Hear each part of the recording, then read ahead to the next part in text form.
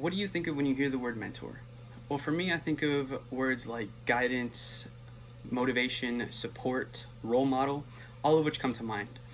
In today's speech, I'm going to tell you a little bit about an important individual who has served as a mentor for me in the past couple years. His name is Mr. James. Everyone has a Mr. James if it comes in the form of a religious leader or a sports coach. In my case, it came in the form of a teacher. In this speech, I'm going to tell you a little bit about who Mr. James is and why he's important to me. So, starting off with his background. He's a high school calculus teacher who also is in charge of being the director of the EMIT program, which is the engineering program that I was associated with in high school. He was the type of teacher that would be the last to leave and one of the first to arrive to school, providing tutoring sessions for all sorts of students, even if they didn't even have his class. And he was always providing just that kind of location for people to come and be studious and learn.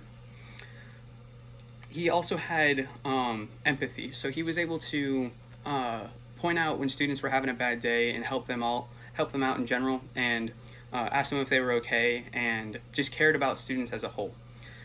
Now let me move on to why he's important to me. To me, he noticed our relationship kind of started at my freshman year when he noticed that I had a strong aspiration for engineering and had a good innovative mindset. And throughout my high school years, he was just all for helping me and supporting my goal of becoming an engineer, and helped finance a couple projects that I had done. And through a lot of time spent with him, I became really close with him. And I had a couple, like I said before, he had empathy. So I had a couple situations in my high school career that weren't the best, and he helped me solve those problems or get over some tough bumps in the road. Eventually, we developed a strong relationship, and I'd say he's one of my good friends at this point in my life, because now that I've graduated, we have still remained in contact, and we talk about things all the time, like cutting the lawn or weird engineering projects we have at home. Overall, I hope this gave you a little insight on an important person in my life, Mr. James, and a little background about him and why he's important to me.